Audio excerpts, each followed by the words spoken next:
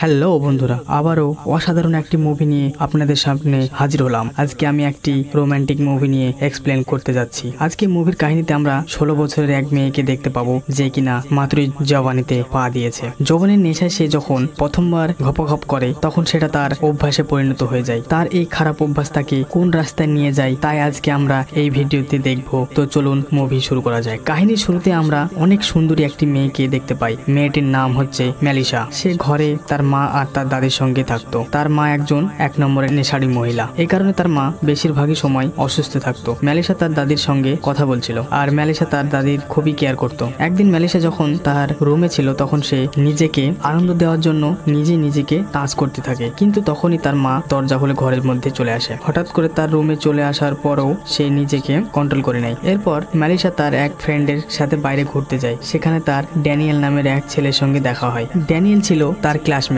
Melissa এখানে এসে খুবই বেশি খুশি ছিল, কারণ সে ড্যানিয়েলকে মনে মনে পছন্দ করত, কিন্তু ড্যানিয়েল তার উপর কোনো নজর দিত না। এরপর মেলিসা সুইমিং পুলে আসে, কিন্তু তখনই কেউ একজন তাকে পেছন থেকে ধাক্কা দিয়ে দেয়। তখনই মেলিসা ডুবতে শুরু করে। তখনই ড্যানিয়েল সেখানে এসে তাকে বাঁচিয়ে নেয়। এরপর ড্যানিয়েল মেলিসাকে পেছনের গার্ডেনের দিকে নিয়ে যায়। এখানে ড্যানিয়েল তাকে বলে, আমি তোমাকে সুইমিং শেখাবো, কিন্তু ড্যানিয়েল একটা শর্ত রাখে। সে মেলিসাকে বলে, তোমাকে প্রতিদিন একা আসতে হবে। এরপর সে মেলিসার কাছে আসতে শুরু করে। মেলিসা তো ড্যানিয়েলকে প্রথম থেকেই পছন্দ করত, সেই কারণে ড্যানিয়েলকে আসতে বাধা দেয় না। তখন ড্যানিয়েল সুযোগে সদ্ব্যবহার করে আর সে তখন ড্যানিয়েলের সঙ্গে ঘপঘপ করতে শুরু করে। ঘপঘপ করার পর ড্যানিয়েল মেলিসাকে কিছু না বলে সেখান থেকে চলে যায়। মেলিসার কাছে এই বিষয়টা খুবই খারাপ লাগে। কিছুদিন পরে তাদের স্কুল খোলে। মেলিসা এখানে ড্যানিয়েল আসার অপেক্ষা করছিল, কিন্তু ড্যানিয়েল অনেকদিন ধরে মেলিসার সঙ্গে দেখা করেনি আর না সে তাকে ফোন করেছে। মেলিসা এখন ড্যানিয়েলের প্রতি আরো বেশি আসক্ত হয়ে গিয়েছে আর সে সব সময় ড্যানিয়েলের কথা ভাবতো। একদিন মেলিসার ফ্রেন্ড তাকে বলে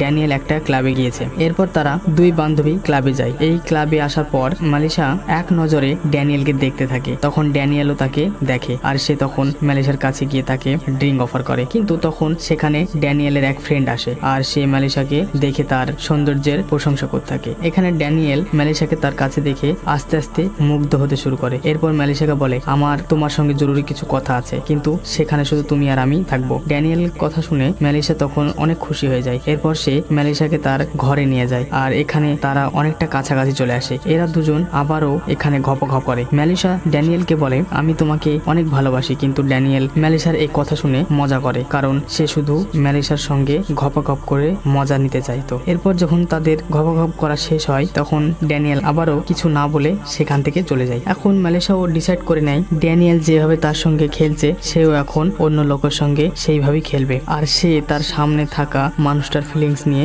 একটুও ভাববে না। এদিকে মেলিসার দাদির শরীর অনেকটা খারাপ হয়ে যায়, যার কারণে তার মা এটা সিদ্ধান্ত নেয় যে তাকে হসপিটালে অ্যাডমিট করবে। কিন্তু মেলিসা এটা শুনে অনেক দুঃখী হয়ে যায়, কারণ সে তার দাদির থেকে দূরে থাকতে চাইছিল না আর এই কারণে মেলিসা তার মায়ের সঙ্গে লড়াই করতে শুরু করে। পরের দিন মেলিসা তার বন্ধুর সঙ্গে একটা কফি শপে যায়। সেখানে সে এক লোককে তার সামনে বসে থাকতে দেখে। লোকটাকে দেখে তার ড্যানিয়েলের কথা মনে পড়ে আর তার ড্যানিয়েলের সমস্ত ব্যাপারের কথা আস্তে আস্তে মনে পড়তে থাকে। মেলিসা তখন সেই লোকটাকে ইশারা করে। এরপর যখনই সেই লোকটা মেলিসার কাছে এসে বসে তখনই মেলিসা সেখান থেকে উঠে চলে যায় আর সে সেখান থেকে যেতে যেতে বারবার লোকটাকে দেখতে থাকে, কারণ মেলিসা এখন ডিসাইড করে নিয়েছিল যে সে এখন থেকে তার সামনে থাকা লোকদের ফিলিংস নিয়ে খেলবে, তাতে সে যেই হোক না কেন। এরপর মেলিসা যখন তার বাড়িতে ফিরে তখন সে দেখে তার দাদি বাড়িতে ফিরে এসেছে। সে তার দাদিকে দেখে অনেক খুশি হয়ে যায়, কিন্তু তার দাদি তাকে দেখে এটা বুঝতে পারে মেলিসার ভিতরে আস্তে আস্তে অনেকটা চেঞ্জ আসছে। এইসব কথা সে যখন মেলিসা মাকে জানায়, কিন্তু মেলিসার মা এসব বিষয়ে কোনো গুরুত্ব দেয় না। এখানে দেখি মেলিসা তার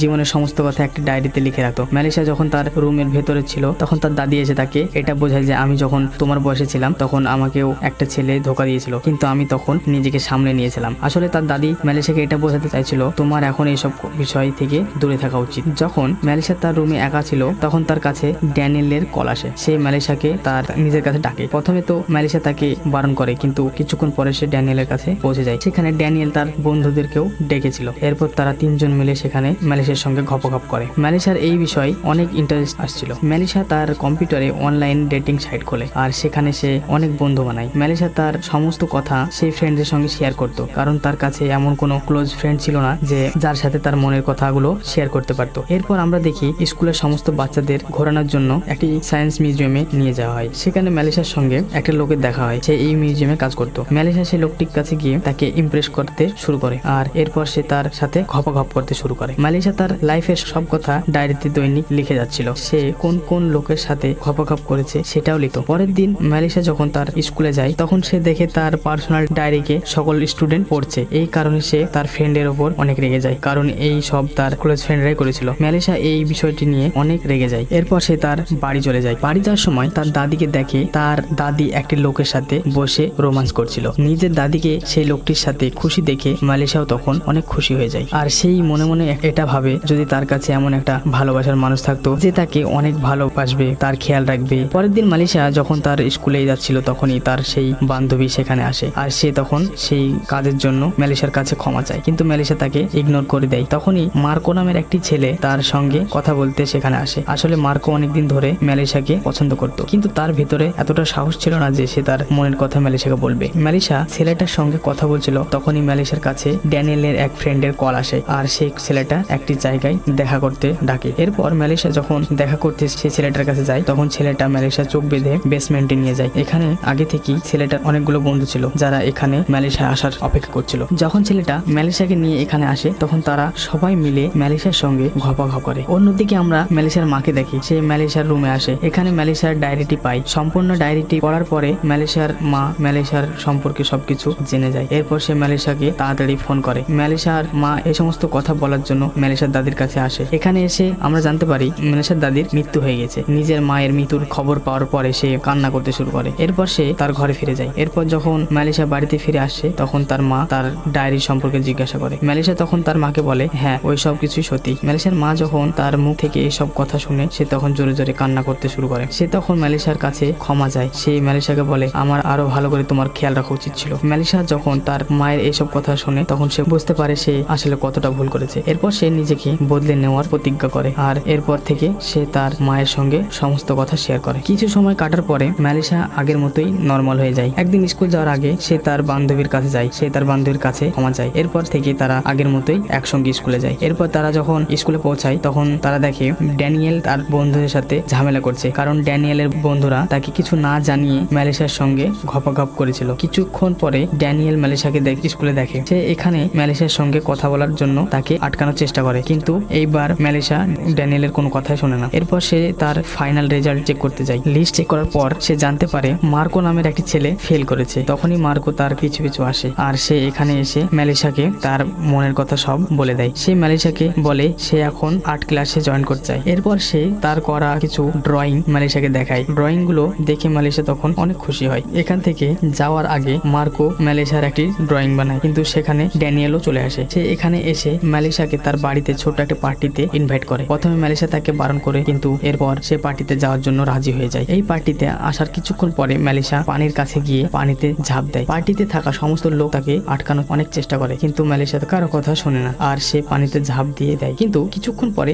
মালিশাকে পানিতে সাঁতার কাটতে দেখি আর এই সিন এখানে কাট হয়ে যায়। পরের সিনে আমরা দেখি মালিশা তার মায়ের সাথে অনেক খুশি আছে। তারা দুজন একে অন্যের সাথে ভালো সময় কাটাচ্ছিল। মালিশা মা তার হাতে ফুল নিয়ে মালিশার দাদির কবরের কাছে আসে। এরপর তারা মালিশার দাদির কবরে ফুল দেয় আর এই সিনের মাধ্যমে মুভি শেষ হয়ে যায়। তো বন্ধুরা, এই মুভি যদি ভালো লেগে থাকে তাহলে অবশ্যই একটা লাইক দিয়ে দিবেন।